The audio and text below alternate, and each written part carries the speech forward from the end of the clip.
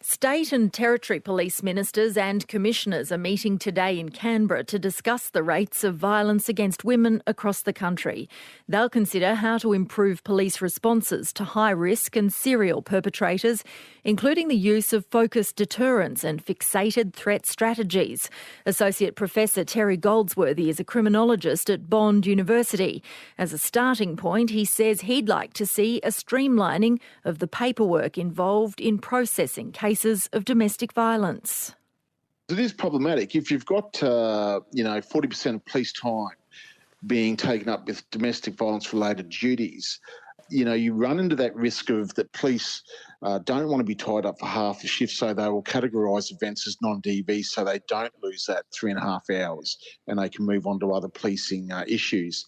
So I think, one of the priorities I would have liked to have seen come out of the inquiry we had up here, but it didn't seem to, was a vested interest in reducing the amount of time it takes for police to process these matters.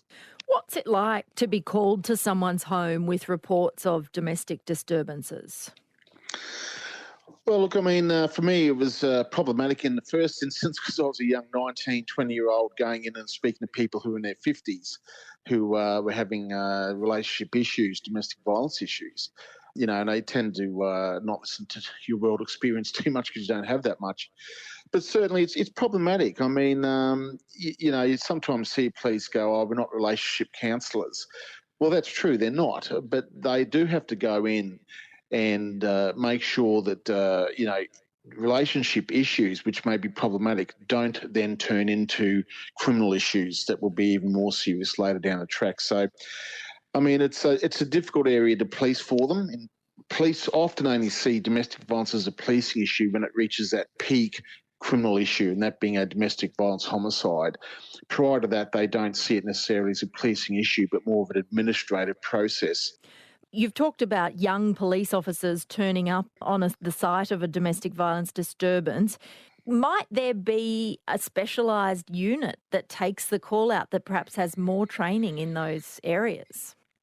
Oh, look, certainly. I have been making calls for that for some time. We had a domestic violence command put in place in Queensland a couple of years ago, and it was a command in name only. There was actually no staff attached to it, and that became evident during the inquiry that we had up here a couple of years ago.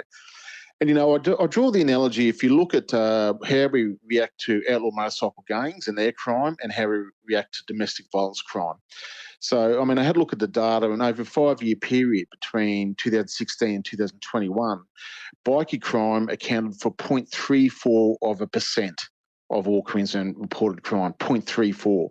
Domestic violence crime, this isn't all of it, but this is DVA breaches, order breaches and DV-related crime, accounted for 6% of our overall crime. So, you've got to ask the question, when we have a small group of bikies misbehaving, we put 200 police dedicated into fighting that and dealing with it.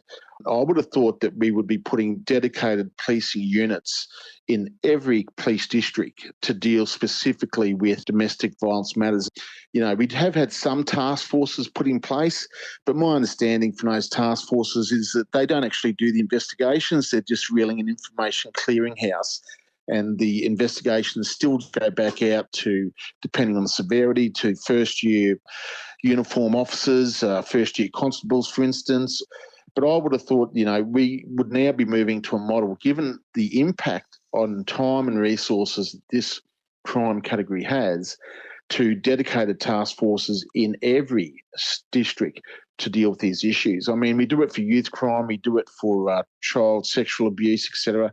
I don't know why we don't do it for domestic violence crime. Terry Goldsworthy, thanks very much for joining The World Today. Thanks, Rachel. That's criminologist and former police officer Terry Goldsworthy.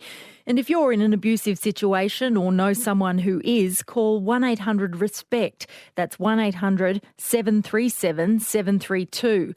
If it's an emergency, call 000.